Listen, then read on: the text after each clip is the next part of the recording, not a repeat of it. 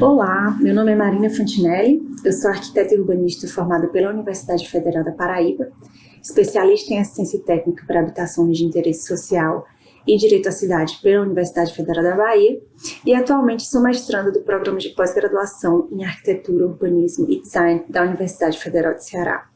Esse vídeo é resultante do estágio docência no qual eu acompanhei a professora Clarissa na disciplina de planejamento da paisagem.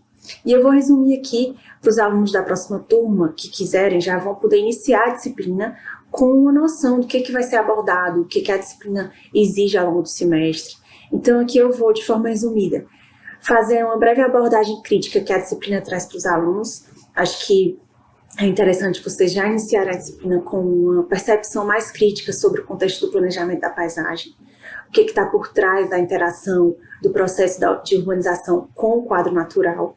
Depois eu vou explicar o passo a passo das etapas que vocês podem seguir para fazer um diagnóstico socioambiental e, por fim, eu vou explicar o passo a passo de como fazer o mapeamento e a caracterização de um assentamento precário, explicando basicamente o que são cada uma das informações que vocês vão precisar para fazer essa caracterização e esse mapeamento, para que servem essas informações e onde e como vocês podem conseguir essas informações.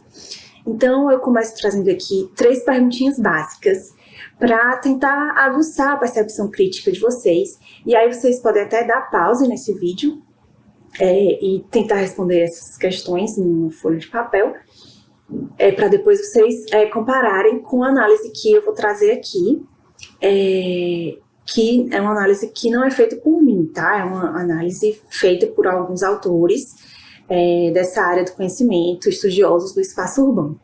Então, a primeira pergunta por que a maior parcela dos assentamentos informais ocupam áreas de risco? A gente sabe, né, que uma grande parcela dos assentamentos informais ocupam áreas de risco, porque todo ano a gente vê as mesmas reportagens de enchentes, de desabamentos, de desastres ambientais que sempre acabam atingindo uma população de baixa renda. E isso a gente sabe, mas a pergunta é por quê? Por que a maior parcela dos assentamentos informais ocupam áreas de risco? Essa é a primeira pergunta. A segunda pergunta é: quais os efeitos da legislação urbana e ambiental incidentes sobre a grande maioria desses territórios?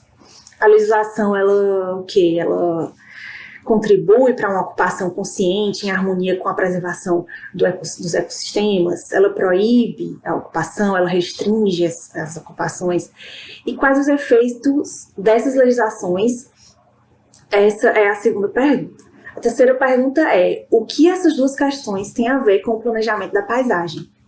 Obviamente, elas têm tudo a ver com o planejamento da paisagem, mas o que eu quis perguntar é como que essas duas questões se relacionam entre si no que diz respeito ao planejamento da paisagem. Para fazer esse vídeo, eu usei como base o artigo da professora Clarissa Freitas, chamado Regularizações Territoriais e Expansão Urbana Informal. É possível preservar e incluir? Então, eu vou, inclusive, colar o link desse artigo aqui, que eu acho que é um artigo super fácil de ler, 15 pagininhas, acho que vale a pena para essa disciplina, eu recomendo, tá? Então, vamos lá, eu vou ler para vocês rapidinho 3 trechos do artigo, só para poder dar o start da discussão, tá? Então, Apu de Freitas, 2017, os assentamentos informais de baixa renda se devem, em grande média, à reduzida oferta de terrenos urbanizados a preços acessíveis à maior parte da população. O foco na desordem urbana ajuda a esconder a principal raiz da insustentabilidade ambiental de nossas cidades, o processo desigual de produção do espaço urbano que restringe a ocupação urbana legalizada a uma minoria que pode pagar o alto preço desta mercadoria.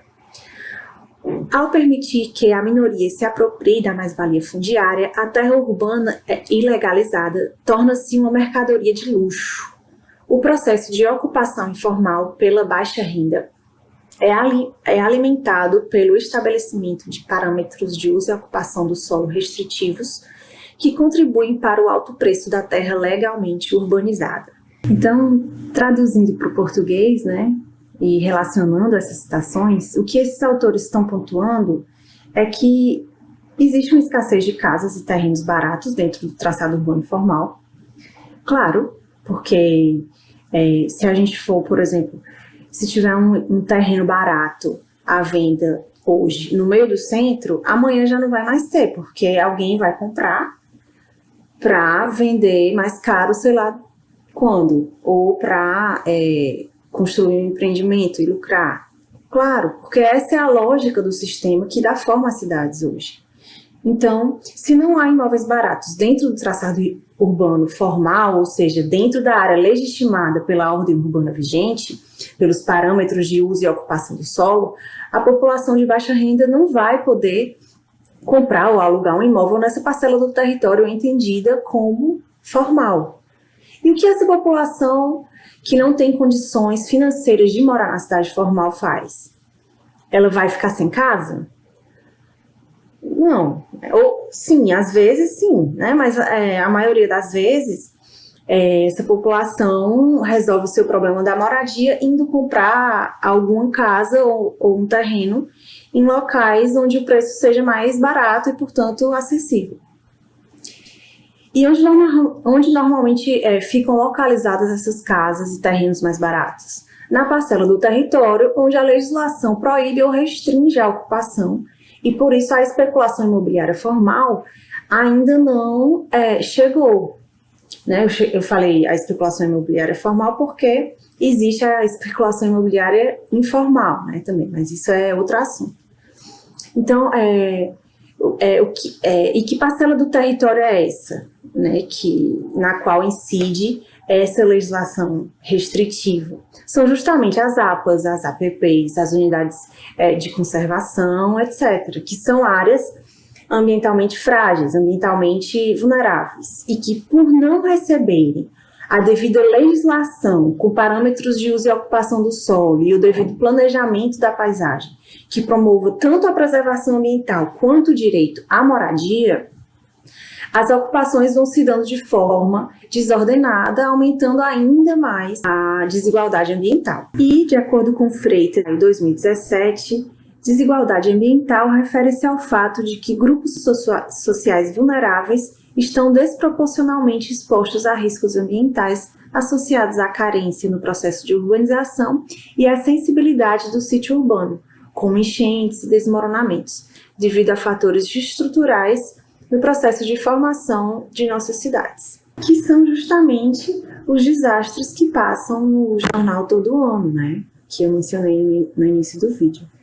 Levando esse tema para a medicina, os estudiosos do campo da medicina chamam de doenças negligenciadas, que são aquelas doenças que, por exemplo, todo ano tem surto de doença transmitida por via hídrica. Por que acontece isso?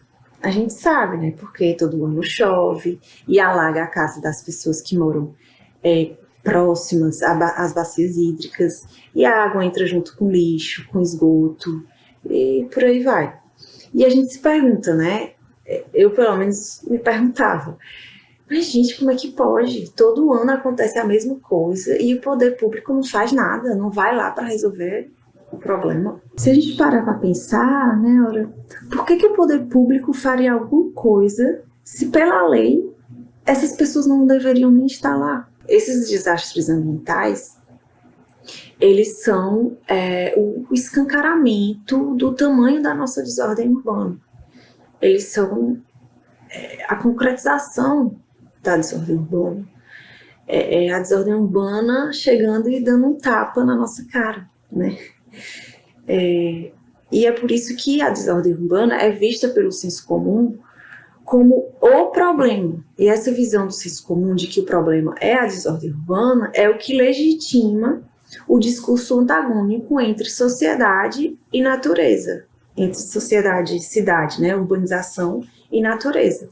E esse discurso antagônico de que só pode haver preservação se não houver urbanização acaba legitimando essa legislação restritiva que incide sobre esses territórios. que por sua vez, essa legislação restritiva acaba induzindo esse modelo de ocupação do território inacessível para grande parte da população urbana, fechando aí o ciclo, né? Então, as cidades entram nesse ciclo vicioso porque o senso comum acredita que o problema é a desordem urbana, quando, na verdade, o problema é a ordem urbana vigente. Não é genial, gente? Muito boa essa percepção crítica. É como se a legislação tentasse tapar o sol com a peneira, né? Como se ela não enxergasse, ou finge que não vê, né? O problema que está ali para todo mundo ver. As pessoas de baixa renda existem e elas precisam morar em algum lugar. E para esses autores que eu citei aqui, lotear, construir e ocupar não necessariamente são atividades não ambientais. Para eles é possível sim urbanizar e proteger os ecossistemas, mas para isso obviamente é necessário muito planejamento, né? Planejamento da paisagem, planejamento ambiental, planejamento urbano e, acima de tudo, uma legislação honesta que possa lidar da melhor forma possível com a realidade posta. Então é isso que vocês vão ver na primeira etapa da disciplina, né? Todos os conceitos dos termos que envolvem essa discussão: paisagem urbana, paisagem natural, APA, APP, unidade de conservação, todas as legislações que incidem sobre cada uma dessas parcelas do território e por aí vai. Mas, para além do aporte teórico e conceitual que a disciplina traz, acho que essa discussão é o que permeia toda a disciplina, né? O que dá, digamos assim, é o que dá a liga. Essa abordagem crítica é, na minha concepção, o mais importante. Então, para finalizar, eu queria convidar vocês a assistirem o próximo vídeo, que eu vou passar todas as dicas e o passo a passo das etapas que vocês podem seguir para não encontrarem grandes dificuldades na segunda e na terceira etapa da disciplina, que são as etapas do diagnóstico socioambiental. Espero que vocês tenham gostado do meu resumão crítico e boa sorte!